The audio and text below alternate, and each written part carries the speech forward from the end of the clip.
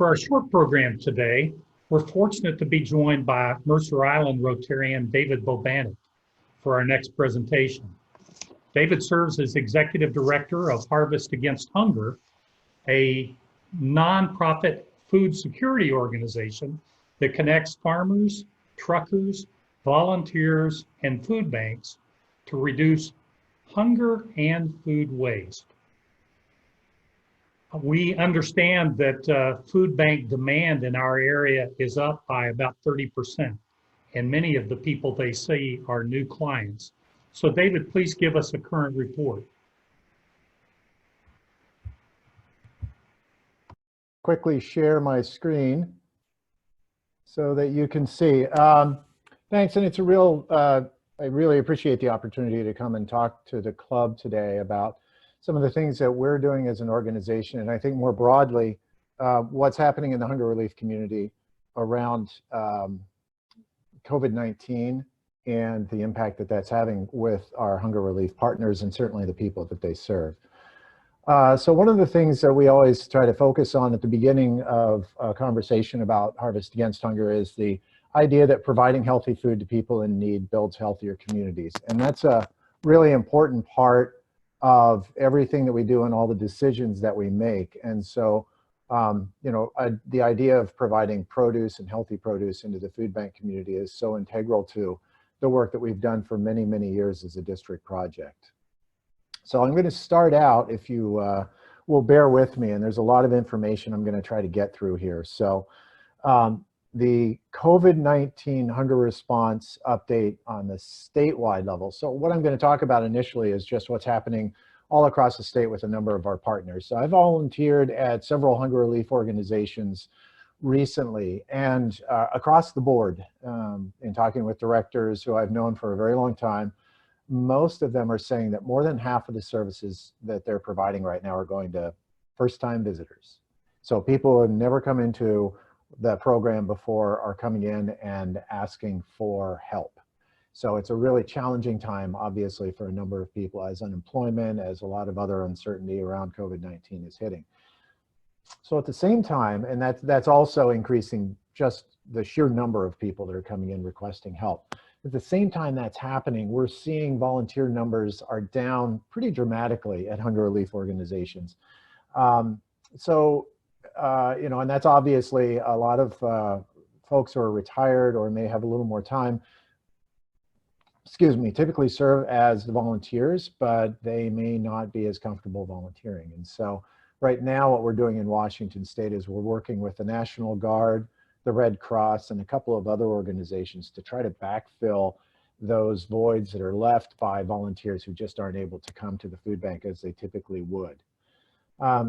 Also statewide, and something fairly unusual that's just started, is there's a food security coordination team, and that is both the private side, the hunger relief community, as well as the state of Washington and some of the offices are working together to try to implement statewide coordinated support. And so folks from Washington State Department of Agriculture, the Governor's Office, Department of Health, Emergency Operations, Food Lifeline, Northwest Harvest, and others are trying to help create a coordinated approach to how we're going to deal with hunger relief in our community. One of the first things that they've decided to do is to develop common meal boxes that can be assembled and then delivered into the food banks. Many food banks over the course of the past couple of years have really moved to try to do a grocery model where people can come in and choose the foods that they want. For obvious reasons of social distancing protocols and other reasons, that's just not an option now. So the entire hunger relief community has had to pivot in the last couple of weeks to a completely new and modified distribution model. And so we're trying to get these common meal boxes assembled and delivered out to programs so that they have this foundational level on which they can then build additional foods going to the clients that are coming in. Food bank capacity has been identified as a key issue. That was at a conversation yesterday with WSDA, and just before this call started, Harvest Against Hunger is working to do an assessment of statewide food bank capacity and then identify funding that can go to fill the gap as more and more fresh produce and other items are coming into the system, we really need to increase capacity at the food bank level. And then as of just this morning at 7 a.m., there's a new piece of legislation that's being introduced to support farmers that is based on Harvest Against Hunger Farm to Food Bank project model that we developed. And so a little bit later this afternoon, we're going to be working on language to try to get additional funding into farmers that are really hurting right now. So I mentioned, and again, staying up at the statewide level, I mentioned that Food Lifeline, Northwest Harvest, and Second Harvest Inland Northwest are working together to basically cover the state. And so they've broken it into 3 different areas. You can see who's covering what counties in the state. This is very different from the normal methodology that's used for distributing food across Washington state, but these are really uncertain times. So this is something that they've coordinated and are working. For the past week, they've been using this model. So I mentioned the common meal. This is, what it looks like. It's non-perishable items that are put into boxes and canned goods, dry goods, but it's a consistent menu across all hunger relief programs in Washington state. So this is, again, a pretty new program. Now, for what we're doing as an organization, and again, it's thanks to the support that we get from you folks and from Rotary clubs all around. And I apologize, I've got an auto forward going here with this slide deck. We've enhanced our core work. We've brought 11 truckloads of produce in the past week into the hunger relief system. 6 of those are from a program that we've worked with and actually helped to develop down in Los Angeles called Food Forward. We're working on transportation assistance for those loads that don't originate with us, but still need to get moved within the system, and using partners like Taylor Driving Schools. And then partnering with the Washington Trucking Association to broadly engage trucking support for USDA, WSDA, Northwest Harvest, Food Lifeline, and other loads.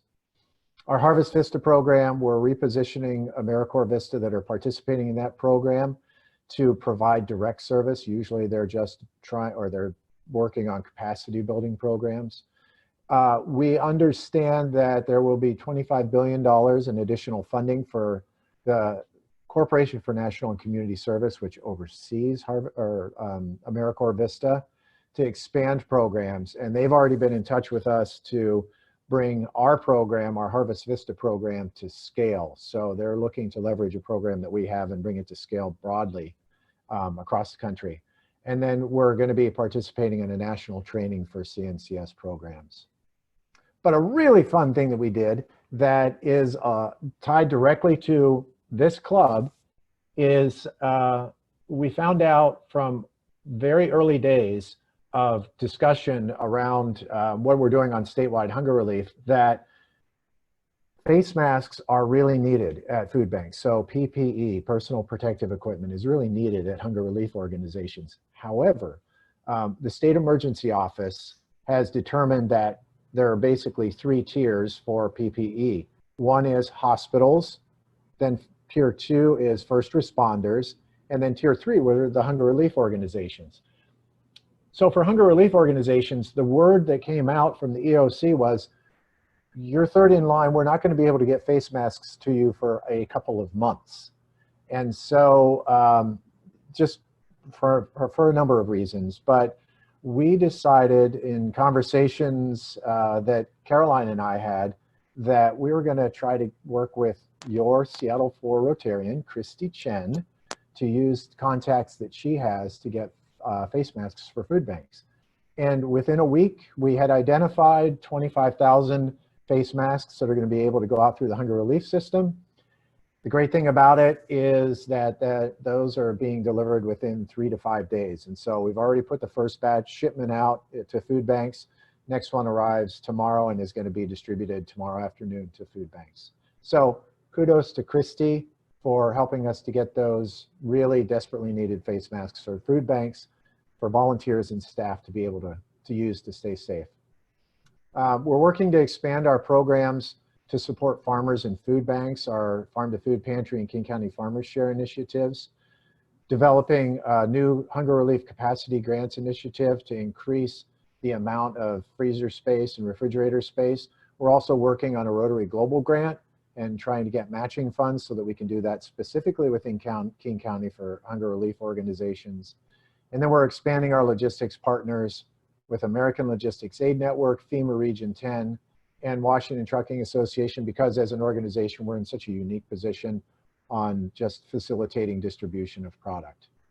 So that's, and I apologize, that's super fast, but that's what we're doing as of today. What President Kim asked me to do is also put together a slide that says, what can you do? Because I know all of you as Rotarians are really interested in trying to provide additional support and finding ways to get involved. So here's what I would encourage you to do. Support your local food bank. Donate funding. If you're able to, volunteer. If you want to find out who your local food bank is, there's a service called 211 that you can access through our COVID-19 resource page on our website that will tell you within 10 miles the food banks and hunger relief organizations that are in your area. And so that you can find the information of how to contact them, where they are, et cetera, et cetera. Support Harvest Against Hunger. We're doing a number of different things. Share connections and networks. Two of the projects that I'm working on right now, I'm working on because of connections that we have with Rotarians from other clubs in District 5030. Donate funding if you can. And if you want to find out more, visit our COVID resource page, because there I've got links to a number of other opportunities for you. And then finally, this is something on an ongoing basis, be an advocate. So contact your local representatives. If you really would like to advocate on behalf of people that are coming into hunger relief organizations and need help, please use your networks, advocate among your friends and associates, and talk to your representatives. It works. So that's my information. If anybody has any questions, feel free to contact me, David at harvestagainsthunger.org, and just our website, harvestagainsthunger.org. Thanks, everybody. David, thank you for sharing this important story and providing up-to-the-minute information. I'm reminded that many times when new legislation is introduced in Congress, you know, it may take 3 cycles of Congress to see results. I anticipate we'll probably see faster results and acting on the current story that you've helped to present to our legislators. You know, now that Seattle 4 knows about this initiative and David's work, I'm pleased to announce that our club has applied for and received a $1,000 grant from District 5030, earmarked specifically for masks for our food bank workers and volunteers. I'd like to also thank our club members, Joyce Robertson and Alicia Flatt, who've been helping with outreach to several food banks in the areas and helping with hunger programs.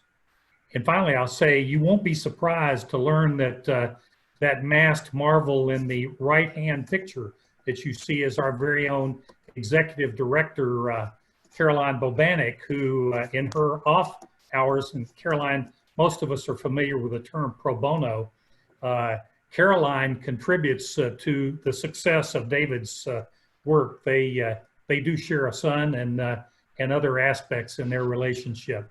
So thanks much also to Christy Chen for helping to devote some of the masks that have already been delivered. Next on our program, we have 2 important announcements. First, from Seattle 4 Committee Chair, Eric Christensen, and then from Seattle 4 Past President Kathy Gibson. Eric's going to provide a brief report about our Environmental Sustainment Committee, which he chairs. Kathy, who is also our District 5030 Governor-elect, will share an announcement about our district's Environmental Sustainability Initiative. Eric first, and then Kathy. Thank you, Jimmy. I hope Earth Day will inspire everyone to join Seattle 4's Environmental Sustainability Committee.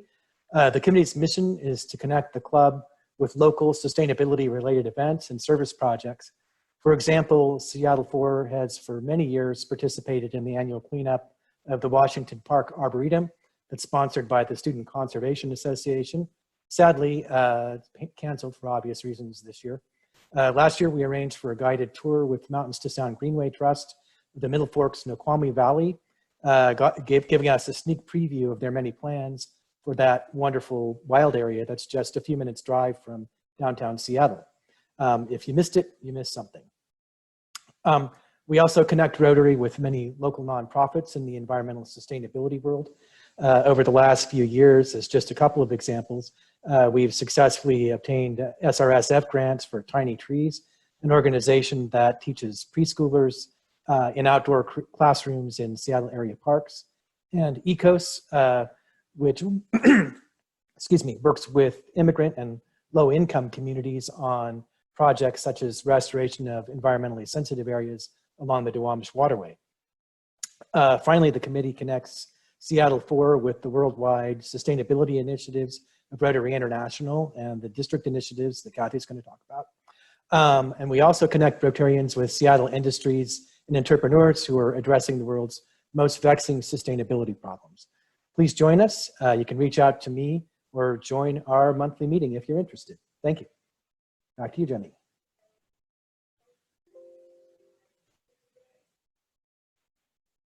Can I jump in now?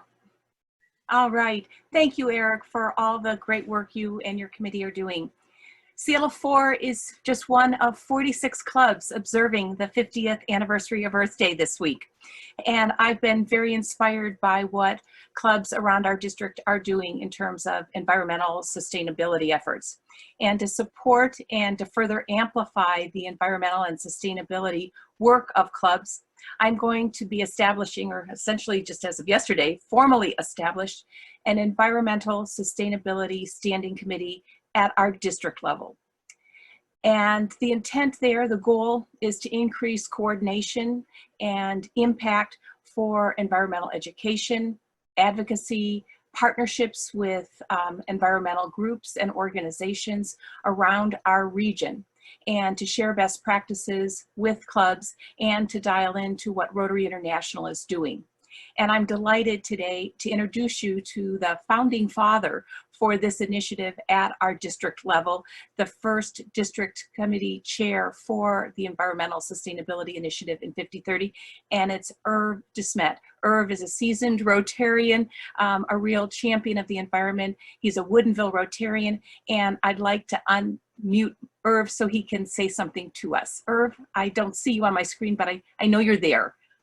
Okay, I'm here. Well, I want to thank Kathy for giving me the chance to be the founding father for the Environmental Sustainability Committee.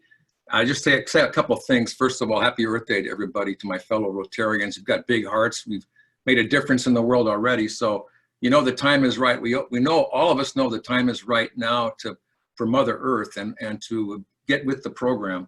Our younger people are telling us that it's the time, and so let's answer the call. I was impressed with, we all were, with how Rotary took on polio by itself basically 30, 35 years ago. And look what happened. Well, now in the world, there's already a lot of Army people doing their part for the earth. And so can you imagine what will happen when we throw our considerable strength, starting with our district 5030, into the battle really for the future of our society and our human race? Can you just imagine the impact that that'll have? I tell you what, to use a Texas Hold'em phrase, I'm all in for this. I think the timing couldn't be any better. I appreciate Kathy's nominating me. I said, after I discerned a little while, I said, yeah, I'm in. And I wanted to close, and again, bless all of you, and let's do this together, but I think the time is absolutely now. So there is a gentleman named Thomas Berry. He's a very famous and beloved cultural historian, and he said the following: the great work now, as we move into a new millennium, is to carry out the transition from a period of human devastation of the earth to a period when humans would be present to the planet in a mutually beneficial manner. So again, all I can say, we all know it.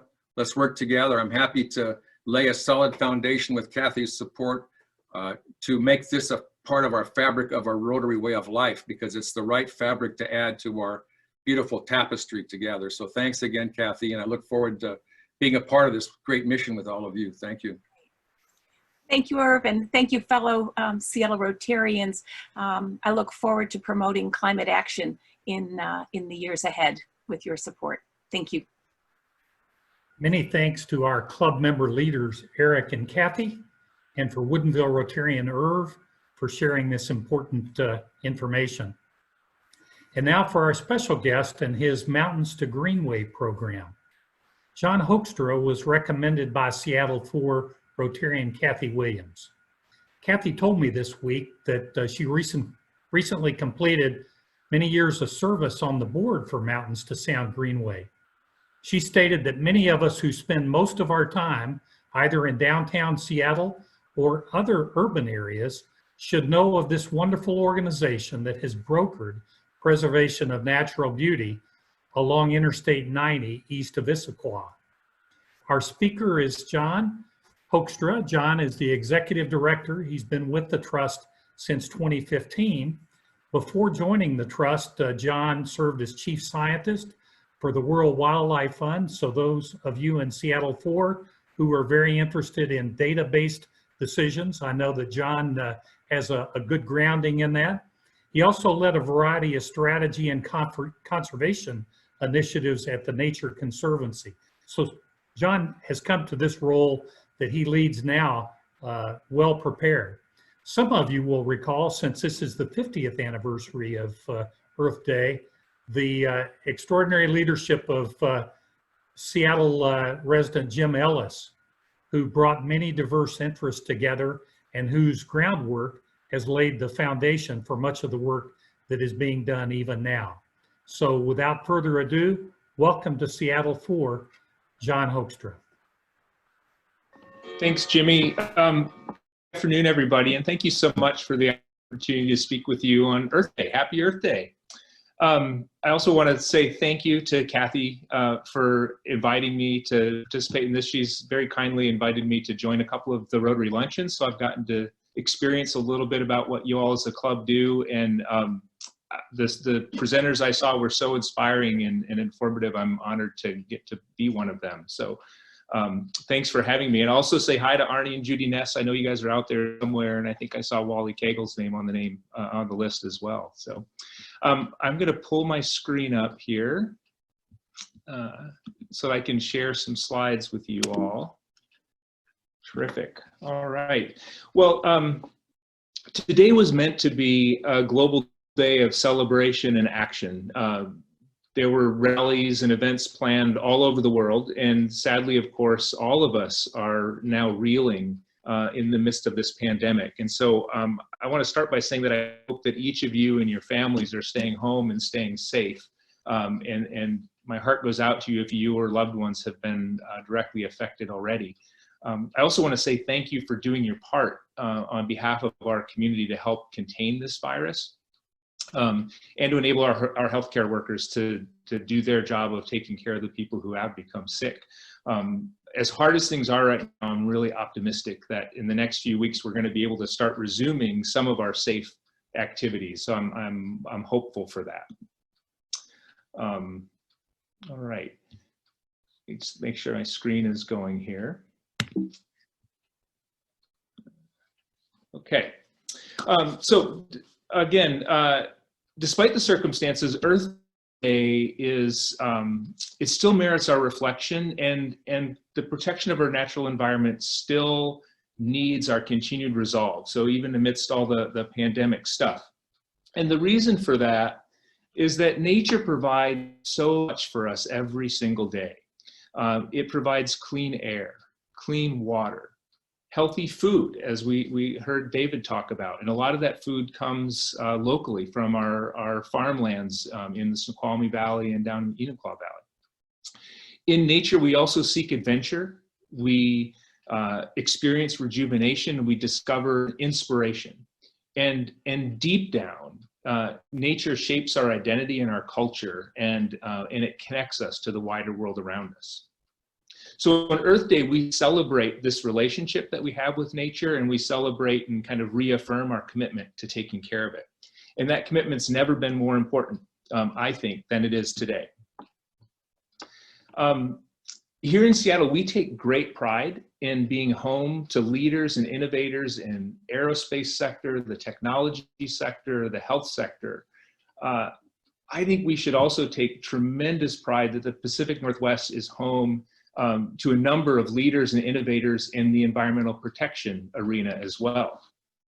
So here's some pictures of my local environmental heroes. And on the left, going back, the original Earth Day 50 years ago was organized by Dennis Hayes, who now lives here in Seattle, where he leads the Bullitt Foundation.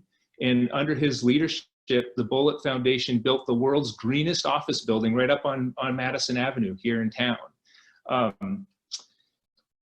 Right on the heels of Earth Day in 1970, the federal government created the Environmental Protection Agency. And President Nixon tapped Bill Ruckelshaus, another Seattle resident who sadly just passed away a couple of months ago. But President Nixon tapped Bill Ruckelshaus to be the first administrator of the Environmental Protection Agency. And I think he did such a good job that President Reagan asked him to come back for a second appointment. And then not even a generation later, President Obama tapped our very own Sally Jewell to be Secretary of the Interior, where she oversaw all of the nation's national parks, public lands, and natural resources. And Sally would tell you that one of, if not the most important mentors for her leadership was another Seattle leader and innovator, and that was Jim Ellis. So Jimmy mentioned Jim earlier, and a lot of you probably know of Jim as the person who spearheaded the development of the Washington State Convention Center. You probably also know that Jim established himself as an environmental leader and innovator when he led the charge to clean up Lake Washington starting in the 60s. And it was an epic undertaking, but by creating a regional metropolitan wastewater treatment program, Jim was able to help us clean up Lake Washington. I'm lucky I get to see it from my home. And now, instead of a lake that was famously unswimmable, where beaches were closed to kids in the summertime, we now have this sparkling gem in the middle of our city. So the story you might not know, though, about Jim Ellis, and this is my favorite picture of Jim, is that he had a lifelong passion for the natural heritage of this region. And he turned that passion, came out of retirement when he was age 68, to create the Mountains to Sound Greenway. And that's the story I want to share with you today, is how the Mountains to Sound Greenway came to be and what it represents. This is a picture of Jim outside his cabin along the raging river, just outside of Preston. This is a cabin Jim and his brother Bob built as teenagers. Their family dropped them off in the woods. They had 5 acres, dropped them off in the woods. I think it was 1938 or 39. Some sacks of food, a dog, couple neighbors to keep an eye on them, and a little book that said how to build a cabin. And Jim and Bob built the cabin that you can see a little bit of behind him. And that cabin was extraordinarily important to Jim and his family. It's still in the Ellis family today. And I think it's where the seeds were planted for the Greenway in Jim's heart. So the story of the Greenway is, to me, it's a vivid and tangible example of the power of collaboration and how collaboration can accomplish amazing things and take on challenges like those that we face today and we think about on Earth Day. So some of you longtime club members may have gotten to be in the room when Jim came and shared the early chapters of the Greenway story. I believe he spoke with the Seattle Rotary in 1992 and again in 2006. And the transcripts of his presentations sit on everybody's desk at the Greenway Trust today, because they're kind of our own little history and guide to how we carry on the mission today. So I'm going to start today. I want to share with you a bit about what is the Greenway. If you're not familiar with it, I'll try to give you a quick tour. And then I'll talk about how the Greenway came to be, which I think is just as interesting as what it is. And then finally, I'll talk about why I think it's so important as an example on today, Earth Day, as we think about the environmental challenges ahead, and maybe even as we think about the pandemic challenge that's right in front of us today. So what is the Mountains to Sound Greenway? This is a map of the Mountains to Sound Greenway. So it is a place, and we're in it. If you're in Seattle or anywhere within the boundaries of this map, you are in the Mountains to Sound Greenway. It's the landscape that stretches from the shores of Puget Sound in Seattle up over the Cascade Mountains and down into the foothills in the town of Ellensburg in central Washington. Running along the I-90 corridor, this landscape encompasses the fastest growing metropolitan area in the country, small towns, working farms, working forests, alpine wilderness, sparkling lakes, and wild and scenic rivers. It's an amazingly diverse landscape. It's also home to more than 2 million people and salmon, gray wolves, and myriad other wildlife. So packed into this spot, we have so much that represents not only kind of our human presence and activity, but also our natural heritage and natural diversity. The original contours of this landscape were carved by the ebb and flow of glaciers and by the action of ancient volcanoes. But in human history, this landscape has really been shaped by people, and particularly by trade and transportation. For millennia, native peoples traversed this landscape on footpaths, traveling up and over, back and forth over Snoqualmie Pass to trade in the natural resources that sustain families, communities, and cultures here since time immemorial. Until the mid-1800s. And it was then that the federal government entered into treaties with the tribes that forced them to cede their territories and move to reservations. And give up this territory that they had occupied for all time. But they're still here today, even though they got moved off the land. We're really fortunate that the Northwest tribes, they're still here today. They're sharing their ancestral lands. They're practicing their culture. This is a photograph from one of the recent canoe journeys that the Coast Salish nations participated in. And they're exercising their reserved treaty rights. Despite these giving up their territory, they kept their rights to hunt, to fish, and to gather. And today they're co-managers of our fish and wildlife resources. When Europeans arrived in the Greenway region, they began extracting the region's wealth of timber and mineral resources.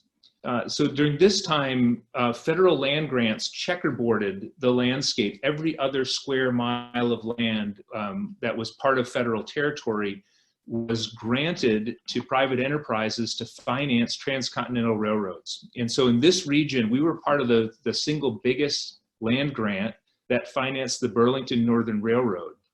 And those railroads enabled the movement of goods out of the Northwest Territory, some connections into Asian trade, but mostly timber and coal and other resources out of the Northwest to the rest of the country.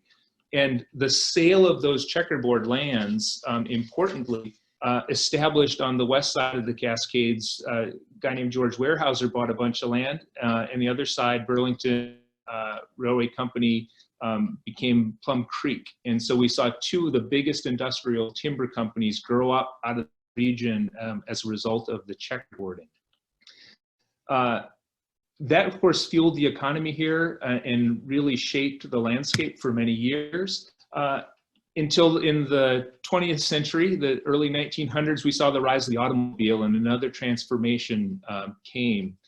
The Yellowstone Trail was the first cross-country, long-distance automobile route, and it included what now today is the I-90 corridor. So the early Yellowstone Trail became Interstate 90 and became the major transportation corridor for people and for goods being traded between Seattle's ports, inland Washington, and the country beyond.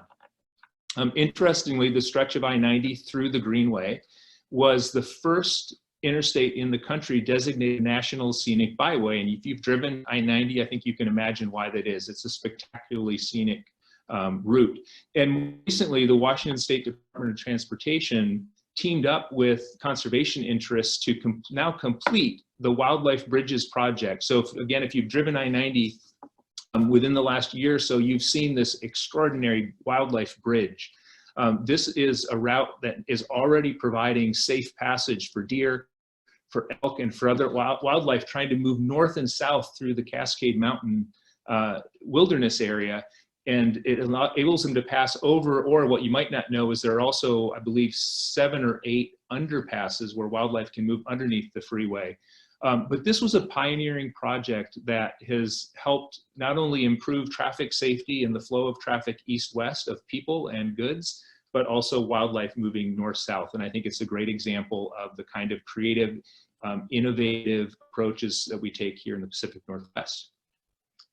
And then last, over the last generation, we've seen one more transformation on this landscape, and that's as concerns about environmental sustainability and outdoor recreation have grown, and they've driven a movement on this landscape where public land conservation has reassembled that old checkerboard. So what used to be alternating squares of public and private ownership is now very nearly reconsolidated, where the open natural areas are now all in public ownership. And many of the old rail lines and logging roads have been repurposed for trails. So by consolidating this checkerboard, it's made it much easier for our resource management agencies like the Department of Natural Resources and the U.S. Forest Service to manage and sustain our region's timber, water, air, fish, and wildlife resources for present and future generations.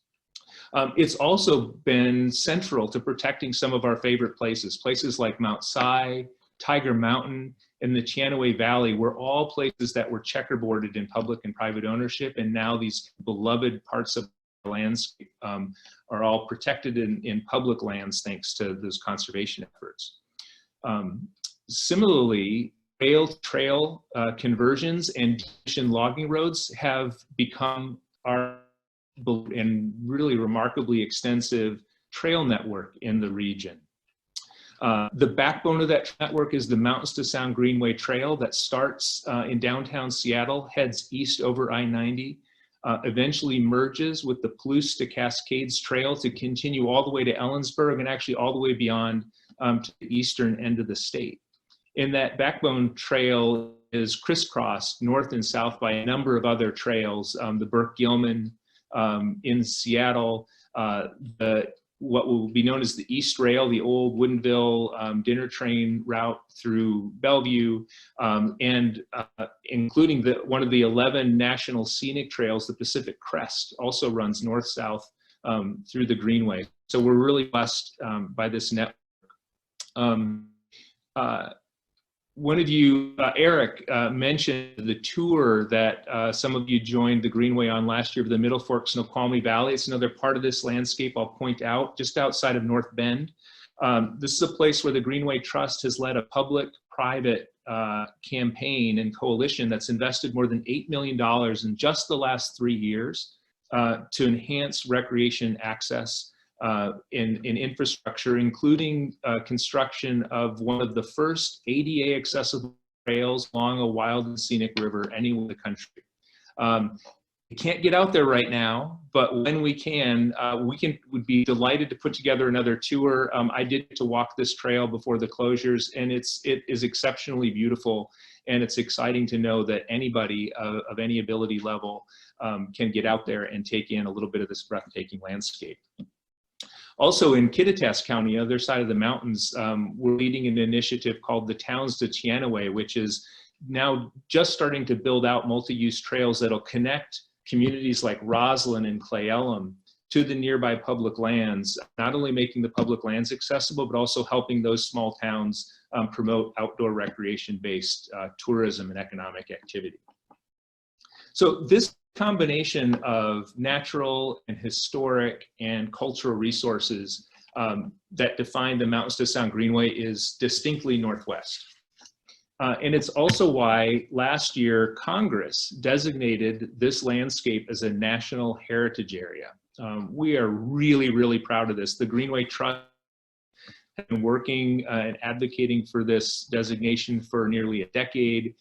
We're grateful for the support of literally thousands of citizens and business leaders and community leaders who spoke up.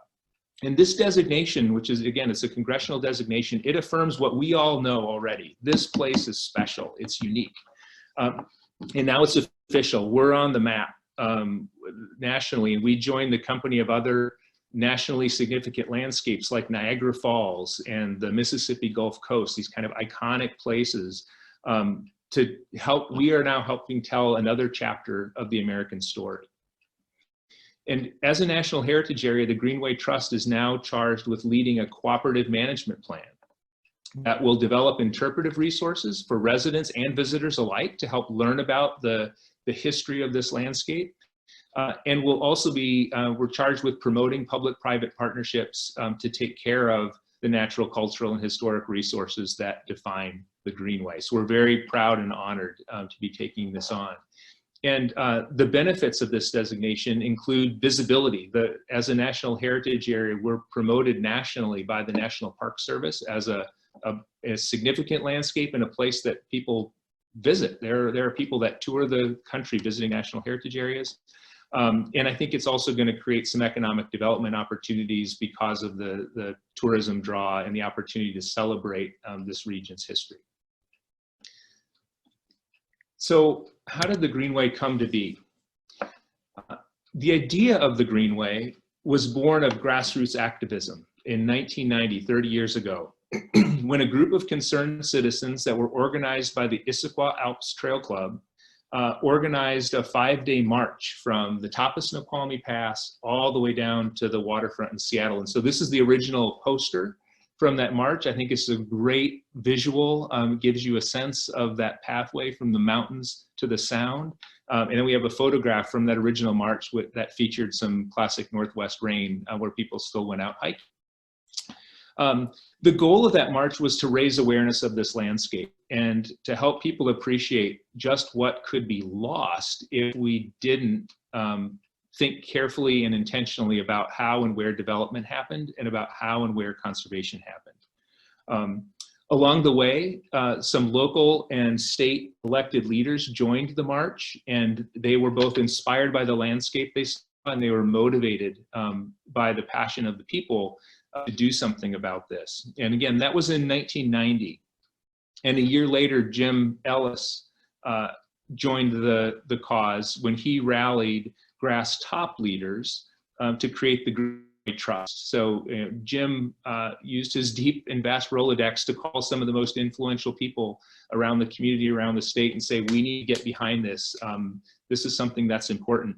And he did it by convening a coalition of business, government, and nonprofit leaders to rally behind this cause and create the Greenway Trust, which is the organization I'm honored to lead now today. We are the nonprofit that's dedicated to protecting and enhancing the landscape that we all are lucky to call home.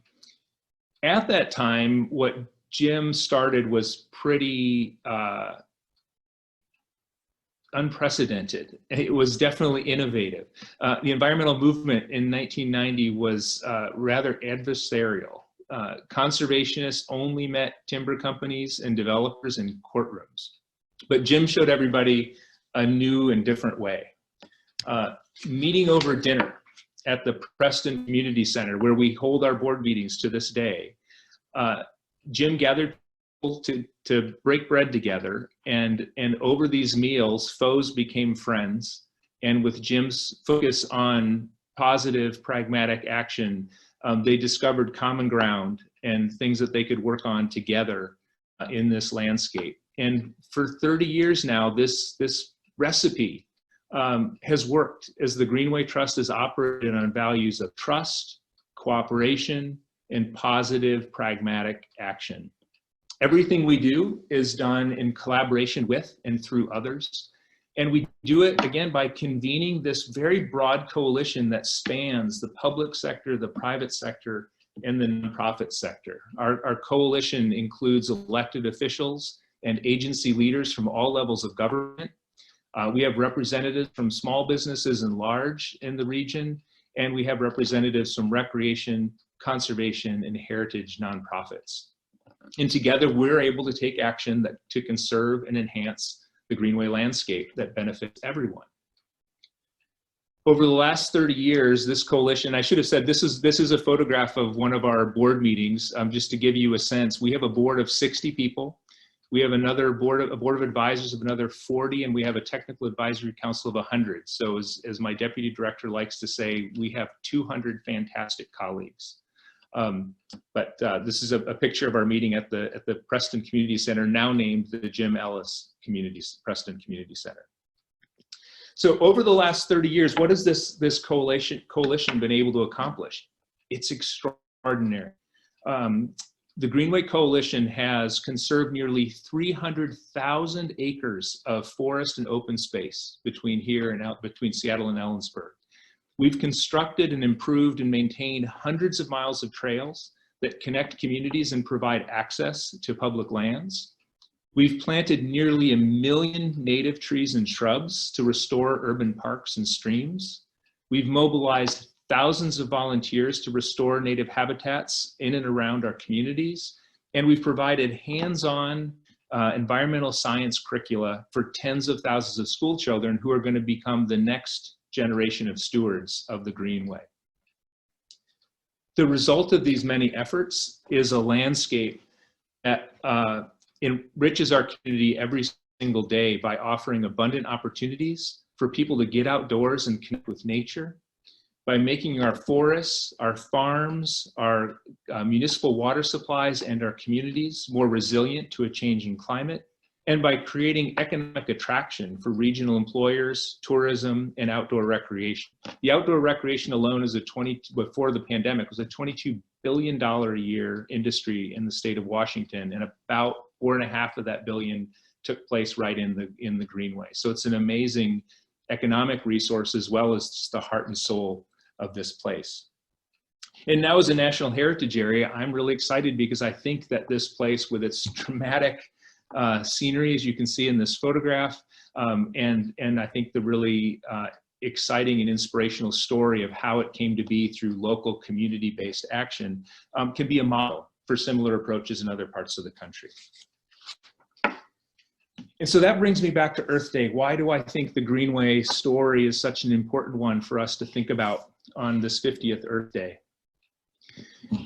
50 years ago, Dennis Hayes helped mobilize 20 million people to show up for the and realized a movement to address a number of pressing environmental problems: choking air pollution, fouled, sometimes flammable rivers and lakes, and imminent extinctions.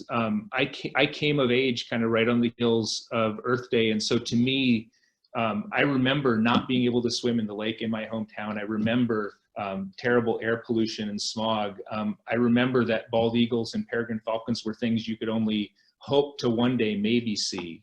And here we are today.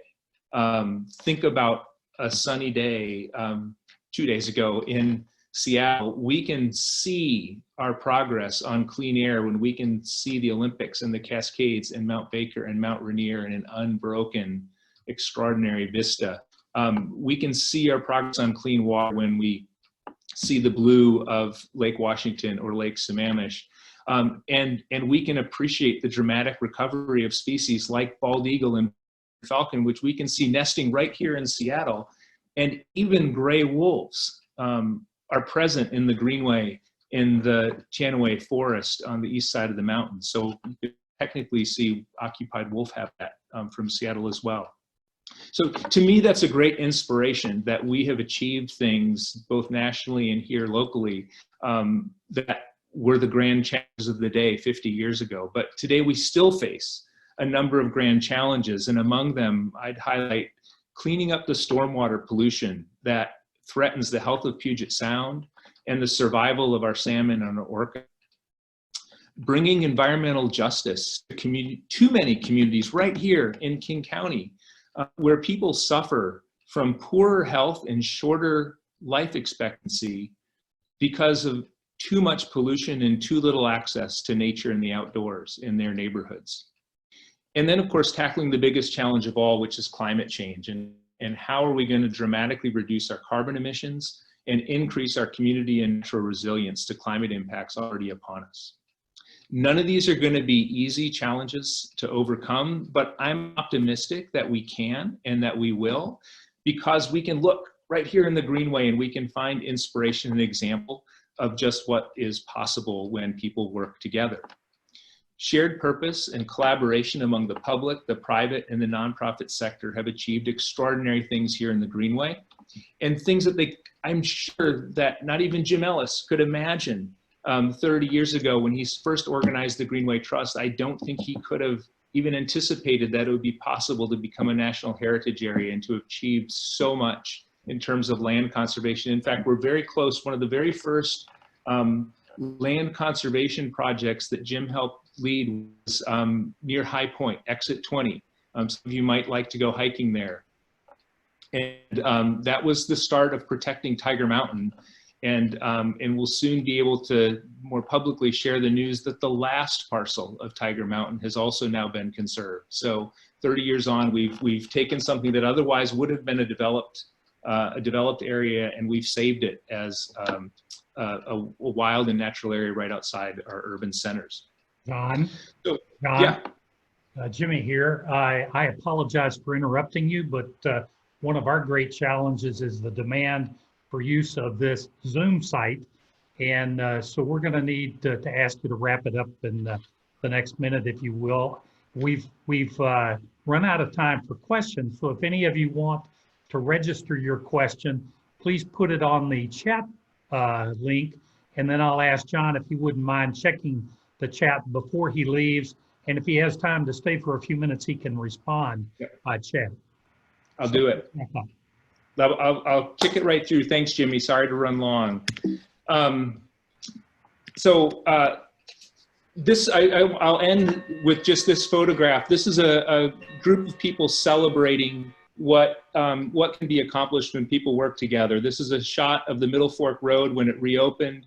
And to me, it's a great example of what happens when congressional leaders and business leaders and municipal, county, state management agencies, philanthropists, and recreationists all get together to do something extraordinary.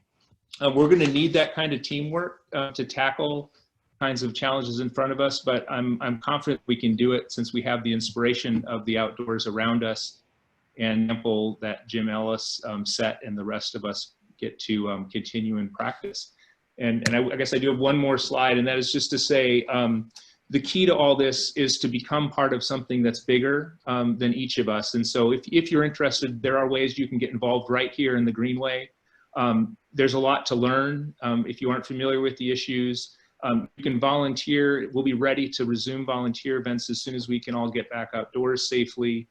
You can give to enable us to continue to organize coalitions, and you can lead. If you're really interested, we'd love to have individuals and their organizations lean in to participate in our board or to sign on as Greenway corporate champions, and you can learn more at our website. So I will make sure I try to respond to any questions people have on the chat, but I'd like to thank you for this opportunity and wish you all a happy Earth Day.